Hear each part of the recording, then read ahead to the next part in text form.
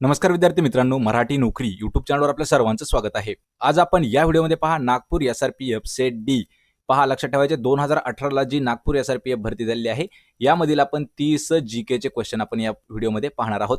आणि मित्रांनो, हे जे प्रश्न आहेत हे आपल्याला वारंवार विचारले जाणारे प्रश्न असतात आणि यामधील जे 5-6 प्रश्न असे असतात की आपल्याला प्रत्येक सरळ सेवेसाठी हे महत्त्वाचे प्रश्न असतात। आपल्याला या व्हिडिओची PDF डाउनलोड जर करायची असेल तर मराठी नोकरी या नावाने आपलं टेलिग्राम चॅनल आहे। टेलिग्राम चॅनलची लिंक मी आपल्याला डिस्क्रिप्शनमध्ये दिली आहे। त्या ठिकाणी जाऊन आपण या व्हिडिओची PDF तसेच बाकीच्या आपल्या 700 पेक्षा जास्त PDF नोट्स त्या ठिकाणी उपलब्ध केलेल्या आहेत, जाऊन आपण डाउनलोड करू शकता। चला तर व्हिडिओला सुरुवात करूया।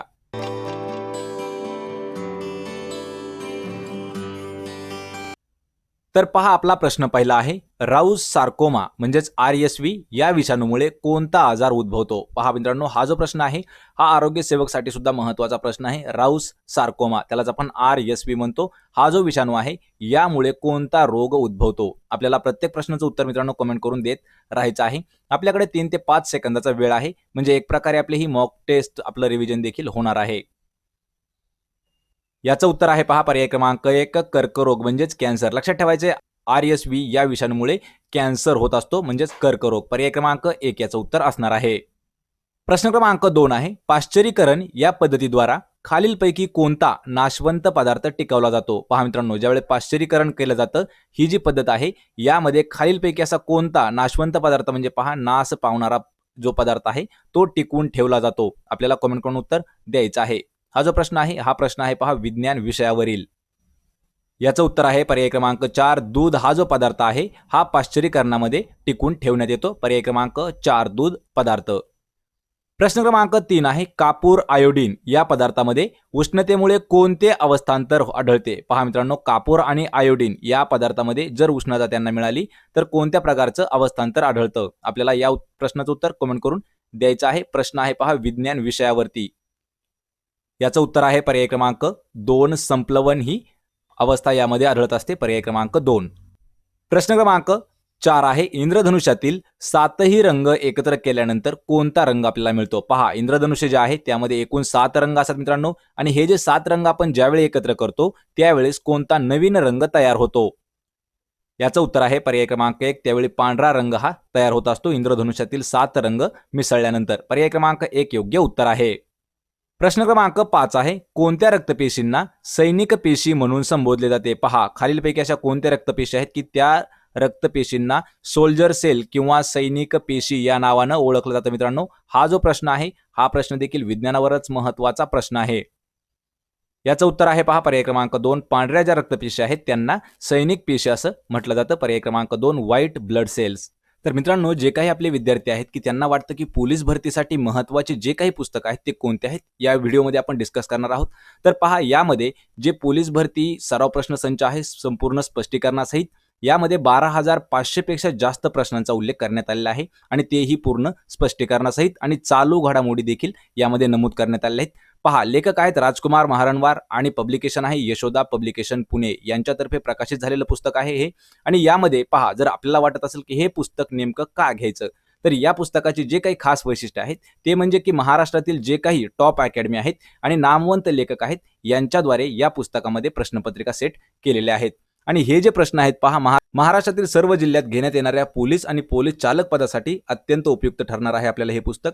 सोबतच मित्रांनो, हे जे पुस्तक आहे हे महाराष्ट्रातील सर्वात मोठा सराव प्रश्नसंच देखील ठरणार आहे आणि महाराष्ट्रातील 28 नामांकित अकॅडमीचे जे काही प्रश्नसंच आहेत या पुस्तकामध्ये कव्हर केलेले आहेत। सोबतच पहा, यशोदा पब्लिकेशनचं दुसरं एक पुस्तक आहे पोलीस भरतीला जाता जाता। यामध्ये ज्या काही पोलीस भरती आणि ज्या काही आपल्या सरळ सेवा पद्धतीने भरती होतात त्यामध्ये जे महत्त्वाचे जे काही टिप्स आहेत किंवा नोट्स आहेत या पुस्तकामध्ये डिस्क्रिप्शनमध्ये आपण दिलेले आहेत, म्हणजे 1 लाइनर पद्धतीने आपल्याला या ठिकाणी सर्व नोट्स ह्या देखील मिळणार आहेत। आपल्याला जर पुस्तक हवं असेल तर आपल्याला कॉन्टॅक्ट नंबर दिलेले आहेत पहा, हे 2 कॉन्टॅक्टवर आपण कॉल करू शकता किंवा डिस्क्रिप्शनमध्ये तुम्हाला लिंक देखील दिलेली आहेत, त्या ठिकाणाहून जाऊन आपण हे पुस्तक खरेदी करू शकता। प्रश्न क्रमांक 6 आहे, भूकंपाच्या कोणत्या लहरी ह्या पृथ्वीच्या सर्व थरामधून प्रवास करू शकतात। पहा, भूकंपाच्या ज्या लहरी आहेत म्हणजे ज्या वेव्हज आहेत, तरंग आहेत, ह्या लहरी पृथ्वीच्या कोणत्या थरामधून प्रवास करू शकतात। याचं उत्तर आहे पहा पर्याय क्रमांक 2, दुय्यम लहरी। लक्षात ठेवायचे मित्रांनो, भूकंपाच्या ज्या दुसऱ्या क्रमांकाच्या म्हणजे दुय्यम श्रेणीतील लहरी आहेत ह्या पृथ्वीच्या सर्व भागामधून त्या म्हणजे सर्व थरामधून प्रवास करू शकतात। पर्याय क्रमांक 2 दुय्यम लहरी। प्रश्न क्रमांक 7 आहे, अंगारा भूमी व गोंडवाना भूमी या दोन्ही भूखंडादरम्यानचा समुद्र खालीलपैकी कोणता आहे? पहा मित्रांनो, अंगारा भूमी आणि गोंडवाना भूमी या दोघांच्या मधात जो काही समुद्र येतो तो समुद्र कोणता आहे? याचं उत्तर आहे पर्याय क्रमांक 2, टेथिस समुद्र. हा जो आहे हा अंगारा भूमी आणि गोंडवाना भूमी या दोन भूखंडाच्या दरम्यामध्ये येणारा समुद्र आहे टेथिस समुद्र. पर्याय क्रमांक 2 अचूक उत्तर आहे. प्रश्न क्रमांक 8 आहे, त्रिभुज प्रदेशात गाळाचे संचयन होऊन गंगा नदीच्या मुखाशी कोणते बेट तयार झालेले आहे?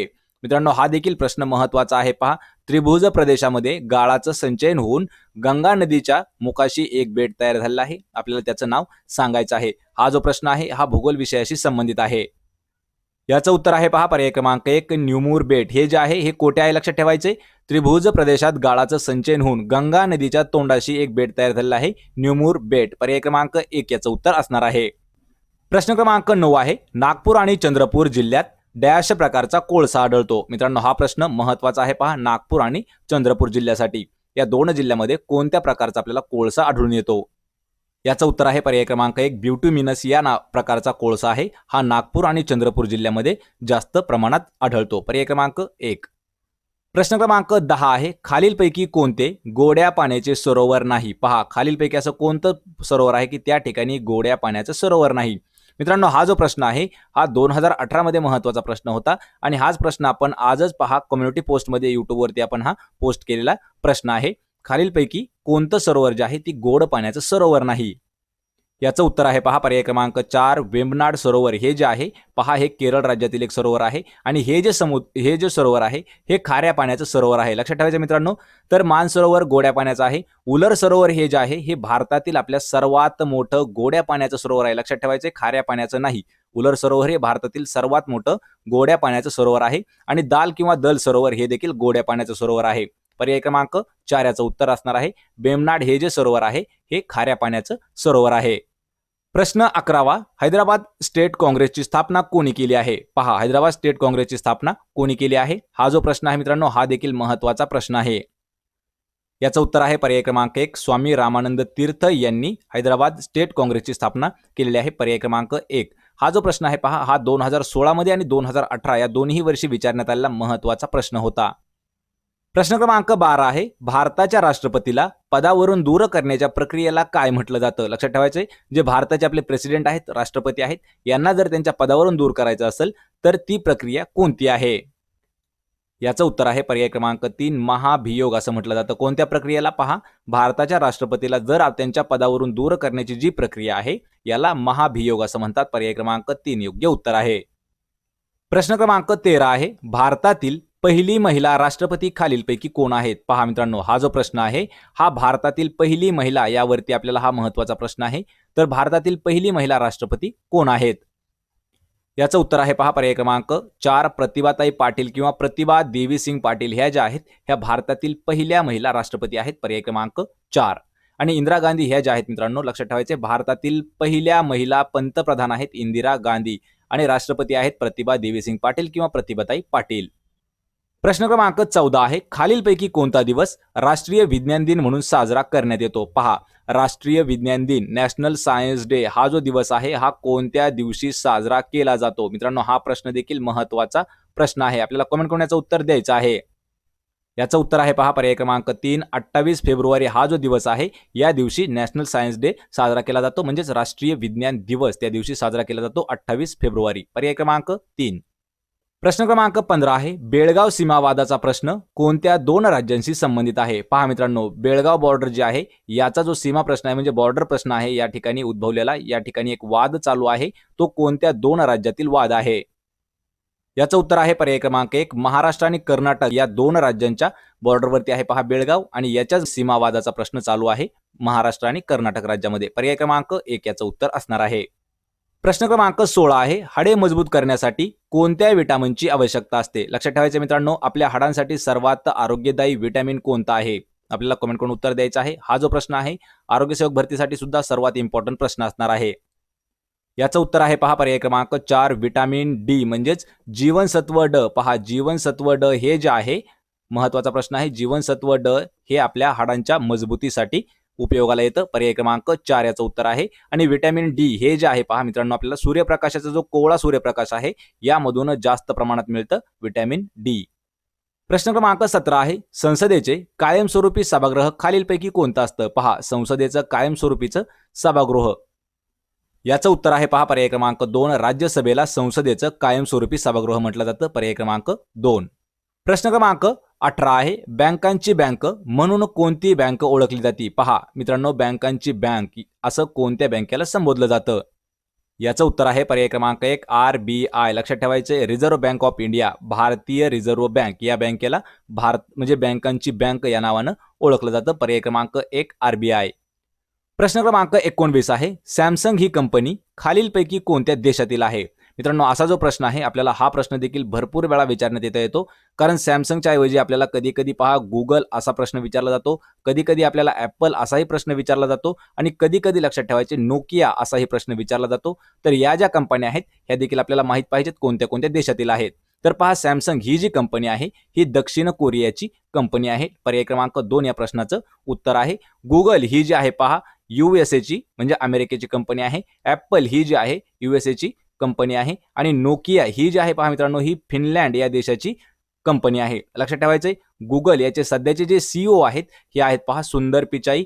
ॲपल ही जी कंपनी आहे याचे जे संस्थापक आहेत हे आहेत पहा स्टीव्ह जॉब्स हे जे आहेत हे ॲपल कंपनीचे संस्थापक होते. आणि गुगलचे संस्थापक आहेत पहा लॅरी पेज. हा देखील प्रश्न आपल्याला 1 वर्ष विचारण्यात आलेला आहे. आणि सध्याचे CEO आहेत सुंदर पिचाई.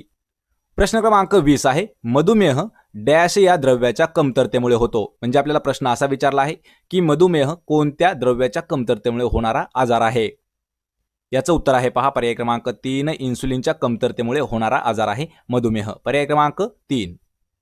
प्रश्न क्रमांक 21 आहे, ग्रॅफाइट हे कोणत्या तत्वाचे स्वरूप आहे? पहा मित्रांनो, ग्रॅफाइट हे जे आहे हे कोणत्या तत्वाचं एक स्वरूप आहे? आपल्याला या प्रश्नाचं उत्तर कमेंट करून द्यायचं आहे. याचं उत्तर आहे पर्याय क्रमांक 4 ग्रॅफाइट हे जे आहे पहा हा एक कार्बनचा प्रकार आहे. पर्याय क्रमांक 4 ग्रॅफाइट हे कार्बनचं एक स्वरूप आहे. प्रश्न क्रमांक 22 आहे, जय जवान जय किसान हे घोषवाक्य कोणाचं आहे? मित्रांनो, आपल्याला प्रत्येक परीक्षेला पहा एक तरी असं घोषवाक्य किंवा बोधवाक्य देण्यात येतं. जय जवान जय किसान हे घोषवाक्य कोणाचं आहे? याचं उत्तर आहे पहा पर्याय क्रमांक 4 लाल बहादूर शास्त्री यांचं घोषवाक्य आहे जय जवान जय किसान. कधी कधी आपल्याला असं विचारलं जातं, तुम मुझे खून दो मैं तुम्हें आजादी दूंगा, हे घोषवाक्य कोणाचं आहे? तर पहा, हे जे घोषवाक्य झालेलं आहे हे आहे आपले सुभाषचंद्र बोस यांचं घोषवाक्य आहे, तुम मुझे खून दो मैं तुम्हें आजादी दूंगा. पर्याय क्रमांक 4 या प्रश्नाचं उत्तर आहे जय जवान जय किसान. हे जे घोषवाक्य आहे हे लाल बहादूर शास्त्री यांचं आहे. प्रश्न क्रमांक 23 आहे, महाराष्ट्रात कोणत्या भागामध्ये सर्वात जास्त पाऊस पडतो? पहा, महाराष्ट्रातील असा कोणता भाग आहे की त्या भागामध्ये सर्वात जास्त पाऊस पडतो? याचं उत्तर आहे पर्याय क्रमांक 1 कोकण. हा जो भाग आहे महाराष्ट्रातील असा एकमेव भाग आहे की यामध्ये सर्वात जास्त पाऊस पडतो. तर मित्रांनो, आपल्याला यावर असाही प्रश्न विचारला जातो. पहा, लक्षात ठेवायचं की महाराष्ट्रातील असं कोणतं ठिकाण आहे की त्या ठिकाणी सर्वात जास्त पाऊस पडतो? तर महाराष्ट्रातील सर्वात जास्त पाऊस पडणारं ठिकाण आहे पहा आंबोली.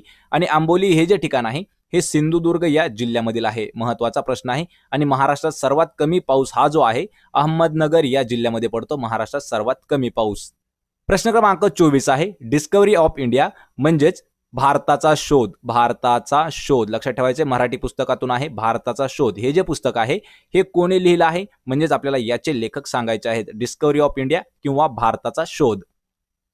याचं उत्तर आहे पहा पर्याय क्रमांक 3 पंडित जवाहरलाल नेहरू म्हणजे पंडित नेहरू यांनी लिहिलेलं पुस्तक आहे भारताचा शोध किंवा discovery of India. Yashwantrao Chavan यांनी जे लिहिलेलं पुस्तक आहे पहा आत्मचरित्र आहे त्यांचं कृष्णकाठ. यावर आपण पूर्वी एक प्रश्न घेतलेला आहे. आणि मित्रांनो, तसेच आपल्याला या व्हिडिओसारखे पहा जर आपल्याला पुस्तकं म्हणजे बुक्स आणि त्यांचे जर रायटर पाहायचे असतील तर डिस्क्रिप्शनमध्ये आपल्याला एक लिंक दिली आहे. त्या ठिकाणी जाऊन आपण जवळपास 80 लेखक आणि त्यांनी लिहिलेली महत्त्वाची जी पुस्तकं आहेत याचा व्हिडिओ आपल्याला त्या ठिकाणी मिळून जाईल. प्रश्न क्रमांक 25 आहे, छत्रपती शिवाजी महाराजांचा राज्याभिषेक कोणत्या गडावर करण्यात आला होता किंवा झालेला होता? पहा, छत्रपती शिवाजी महाराज यांचा राज्याभिषेक कोणत्या गडावरती झाला?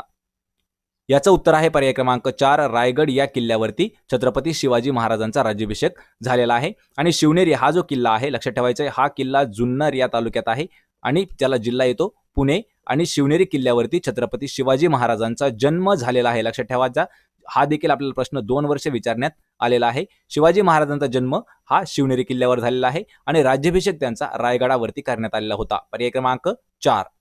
प्रश्न क्रमांक 26 आहे. भारतीय नागरिकांना विशिष्ट ओळखपत्र देण्यासाठी विशेष प्रकल्पाचं जे नामकरण करण्यात आलेलं आहे ते काय नावानं आहे? पहा, भारतीय जे आपले नागरिक आहेत यांना एक वेगळं म्हणजे विशिष्ट प्रकारचं एक आयडेंटिटी म्हणजे ओळखपत्र देण्यासाठी एक प्रकल्प राबवण्यात आला आहे. तर त्याचं नाव आपल्याला सांगायचं आहे.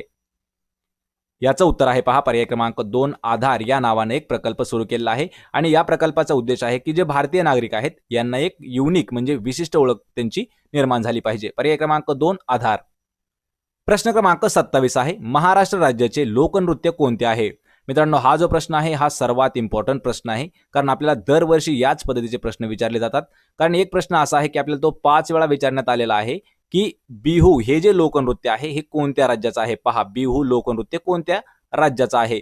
तर बिहू हे जे आहे पहा, लक्षात ठेवायचं मित्रांनो, बिहू लोकनृत्य आसाम या राज्याचं आहे आणि महाराष्ट्र राज्याचे जे लोकनृत्य आहे ते आहे पहा पर्याय क्रमांक 3 लावणी. लक्षात ठेवायचे पर्याय क्रमांक 3 लावणी हे जे आहे हे महाराष्ट्र राज्याचं लोकनृत्य आहे. आणि महाराष्ट्र राज्याचा पहा राज्य प्राणी जर आपल्याला कधी कधी विचारलं राज्य प्राणी तर लक्षात ठेवायचे शेकरू हा आपला राज्य प्राणी आहे. राज्य फुलपाखरू जर विचारलं लक्षात ठेवा राज्य फुलपाखरू तर हे आहे पहा ब्लू मॉर्मॉन या नावानं भारतात आपल्या महाराष्ट्राचं फुलपाखरू आहे ब्लू मॉर्मॉन. हा प्रश्न मित्रांनो इम्पॉर्टंट आहेत कारण हे तिन्ही प्रश्न आपल्याला नेहमी विचारण्यात येणारे प्रश्न आहेत. प्रश्न क्रमांक 28 आहे. कोणता हक्क मूलभूत हक्क नाही? पहा, खालीलपैकी असा कोणता हक्क आहे की तो मूलभूत हक्कामध्ये समाविष्ट करण्यात येत नाही?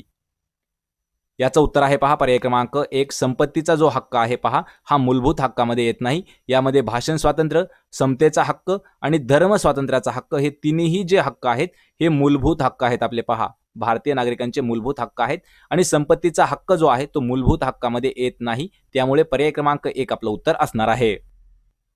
प्रश्न क्रमांक 29 आहे. भारतात शिक्षक दिन कधी साजरा केला जातो? पहा, म्हणजे इंडियामध्ये आपल्या टीचर डे कधी साजरा करतात? मित्रांनो, हा प्रश्न आपल्याला दिनविशेषवर महत्वाचा प्रश्न आहे.